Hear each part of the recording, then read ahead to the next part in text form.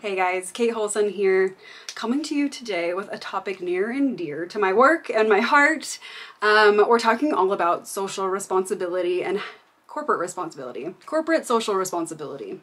We are all responsible for taking care of one another. I don't know if you believe something different, but ultimately social responsibility hinges on reciprocity. You know, how are you giving back and receiving equally? In this consumer age, we all have work to do on making sure that we're staying in balance and harmony with our needs and our desires and our generosity. So this is my spiel. Basically, it's up to us as individuals to be considerate, to consider the resources we're using, to consider the way we're using them, and to consider the impact they have when we're done with them. And just to be aware of the consequences of our actions. All action has a consequence. So being socially responsible just means being an aware human and willing to take that responsibility on with a sense of reverence for the fact that you get to enjoy the perks as long as you take care of what's hard about it. There's a saying that you can't have the rose without the thorns, and social responsibility, for me especially, has been a difficult thing to accept. I grew up with a single mom who gave me everything. She did my dishes, she did my laundry until I was, beyond a teenager. Social responsibility didn't come until I moved out of the house and I had to figure out what it meant to take care of myself, actually. And that's just to note, empower your children to take responsibility of themselves, because they're gonna have a lot more responsibility the more they get into the world and the more people they love and the more impact they have. It's important for them to know how to manage what it means to be socially responsible. And this goes to the larger conversation of just personal boundaries and knowing what's important for you and what's not for you at all, Okay, so being considerate and having an awareness of any consequences, right? That's part of being socially responsible. I think this is a big one that we can adopt as well, which is to do no harm. That really feeds into the consequences thought, but doctors take an oath as part of their practice to do no harm. And I find it interesting that it needs to be said, but I do think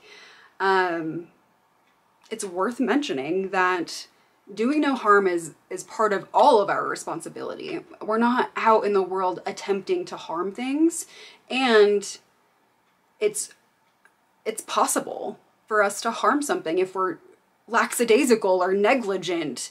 Even just driving on the road, you have a social responsibility to use your blinker, to use your horn. I want to empower you to be in your power day to day in everything you do, because that's what social responsibility means. It means accepting your responsibility and taking ownership of what you decide with the information you have. Doesn't mean we're not going to make mistakes. Doesn't mean we're not going to drop the ball sometimes. But it does mean that we're doing our due diligence as individuals to make our communities, our circles of influence, as healthy and enjoyable and loving as possible. And now just to acknowledge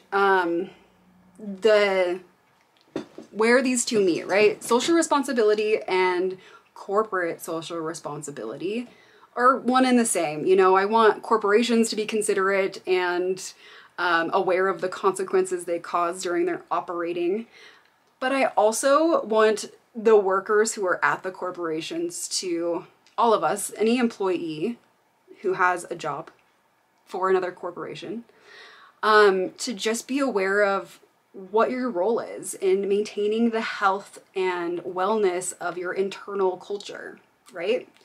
We all have, you know, that social responsibility to treat people with respect in the workplace, and to, I would even say, champion each other's work.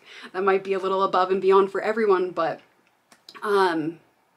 being a mentor, I think, is something that everyone should take on as a social responsibility, so that we all have the access to someone to look up to and learn from. And it's important that you're speaking up in your workplace, using your social responsibility as an individual to make your voice heard, because you have your own ethical guidelines or guidance, and your company hired you for a reason. They want your opinion, and that could be not true. That could really fairly could not be true. But if you are in a company that they hired you and you feel like you have a leg to stand on it, okay? And this means joining the board of directors for nonprofit organizations that you have skills that can contribute. This means seeing what group volunteer activities are available at a local nonprofit organization. I will give some background here just for context on how I've gotten into all of this. My past work is in business plan writing. I'm a communications major. I got into a startup company that helped new business owners find lending. I was writing all of the business plans for that company and had a freaking blast. And it actually is what gave me my love for entrepreneurship. I really loved consulting and hearing about people's mission and how they got to this place, and then helping them figure out what their operations looks like, and how to package their revenue streams, and then getting into the financial projections so that they could actually feasibly see a loan on the other end. So what came through after that, just like TLDR, is I was laid off within 2 years. I built pretty much a whole department and then was laid off. And I knew my value at that point. And I've been terrified to get into business because of the ethics I saw in that company. However, I know my value, and I still know my value, and I know that this stuff is valuable. So I then went on to go back to college and learn more about communications, because it's just my area of nerdiness, humanities stuff, and social health. I really think like high quality of life is what I'm seeking. Like, how do we make high quality of life accessible, you know? And that's all of our social responsibility too. It's just like, how can we improve the quality of life of the people around us? Okay. All right. Before I just keep rambling, let's switch gears. Oh, I was saying I got laid off, and then I went back to school, and I applied for this position in student leadership at my local community college. Shout out SLCC. And we had a civic engagement office. If you are in school, I absolutely 100% recommend you check out their civic engagement office. And I was able to get a really amazing opportunity to go to work part-time and work with other nonprofits in our community and recruit students to do these group projects. So I got to work on a goat farm and like help muck out all of their sheds and clean up the area and hang out with the goats and get to know all of my peers. And what else did we do? Oh, I started volunteering at Best Friends Animal Sanctuary. Not sanctuary, but animal organization, and just cleaning like medical instruments so that they could get to their next procedure instead of, you know, waiting for supplies to be cleaned. So there's important work to be done out there that's like not a huge time commitment. You know, I was there for like 4 hours on the weekend at my leisure, you know, like I could go in and I could leave. I obviously had to coordinate when they needed me, but Best Friends Animal, their name is eluding me. Best Friends is great. I'll link them below. Check out and see if they have any opportunities for you to volunteer in your area. I'm very inspired by a lot of the work that they do and how they operate as a business with social, like in an effort to solve a social problem. They're very strategic and they know what they're doing in a good way. So what is not what is not corporate social responsibility? And why is it such an important thing to adopt? Well, you know, we can be as socially responsible as we want as individuals, but at the end of the day, the people running the economy are the larger scale companies. Anyone with a larger cash flow and a big offer to the community is impactful, influential, valuable, right? Like we have reverence for the companies that operate successfully and reciprocally, because if they're not doing that, if they're not contributing back to the communities that they operate in, it's essentially a leak in our economy. It's a leak in our economy where we're letting them operate in these communities that they just take from. You know, they get the PR, they, you know, flash their advertisements all over, and then what do we get for like hosting them in our communities? Like, it needs to be a little bit of a give and take. And if they're partnering with local organizations, yes. If they are doing awareness campaigns for other social issues, yes. Some of the things that I'm not a big fan of: job creation. At some point early in industry, job creation was said to be a social benefit. And to a degree, when they're above the like living wage, job creation is a social benefit. We love companies that are growing and are ready to have more experts add to their solution, like make it more sophisticated, make it more user-friendly. These are all things that we applaud.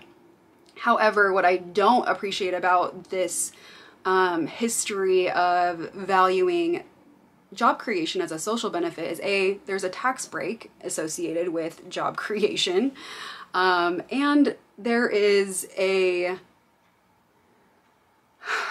lessening that it does to the community, because if someone doesn't see a job that's, you know, above living wage, but there's jobs that are just about living wage, of course they're gonna go work for something.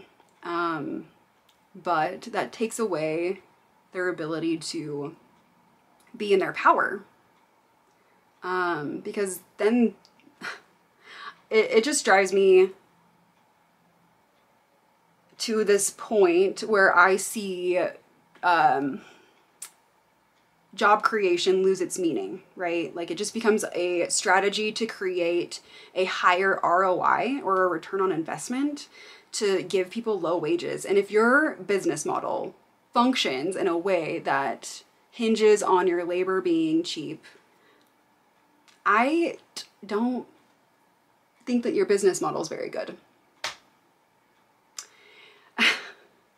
So now that we've gone through that, I want to keep this a fairly short video. I want to just share with you the 17 social issues that the UN has synthesized from the IPCC report, and also do a little, well, let's just leave it at the UN 17 social issues. There's a lot to digest on their website about each of these, but it's a really interesting tool, along with the Stanford quiz that I'll link below as well, so that you can start to orient yourself of like, what social issues are actually calling to you, like based on your experience in life. Where do you see inequity? Where do you see wrongdoing? And what problems exactly do you feel equipped to help solve? It doesn't mean you have to have the solution. It just is, you know, what direction does your heart and your passion come in? I know I had a friend who was in an interracial relationship before the political issues with George Floyd in 2020, and she said she just saw so much from that relationship that she was never aware of, and it sparked passion in her. And so we all have these unique life experiences that lend to our passion and lend to where we actually add value. And that is social responsibility and corporate social responsibility in a nutshell. I'm just going to quickly preview this so that you guys can visit the website and feel confident in navigating it. Essentially, there are 17 goals that came from the most recent IPCC report, and the UN has synthesized them to identify 17 major social goals we all can be focusing on to make a greener, fairer, better world by 2030. And some of these are extensive, you know, no poverty, zero hunger, good health and well-being. My prompt to you is to maybe take inventory of yourself of where do you check boxes? Where do you feel good as an individual? Are you struggling with any of these things is my point. And then ask yourself what your area of control is, or like where your power lies as far as like how can you improve for yourself. And then you can then consider the next step, which would be, okay, now what area would I like to solve for other people? You obviously may not have all 17 boxes checked in your personal life. They don't all apply personally, but it's just good to be introspective and then go and solve a problem. We in America have a little bit of a hero complex. So just be easy on yourself as you start to help like go after a mission or a purpose or a bigger purpose in the world, because you ultimately need to just check that you're taken care of before we go and, you know, fight world hunger. So you can click on any of these and then it'll give you more information about the cause and some statistics, some resources, ways that you can take action, and then you can always sign up to stay updated on their newsletter. And with that, that's pretty much the website. They do have some targets so that you can see what exactly the metrics are we're measuring for. It looks like there's 8 for this one. Let's just check one more and see if they're consistent or, yeah, see this one has 8, but then it has 9. Okay, so yeah, so they're all going to have a different amount of metrics and target goals. So if you want to drop which social issue is calling to you, I can prioritize making videos about the different metrics and further support us in this journey of becoming socially responsible together.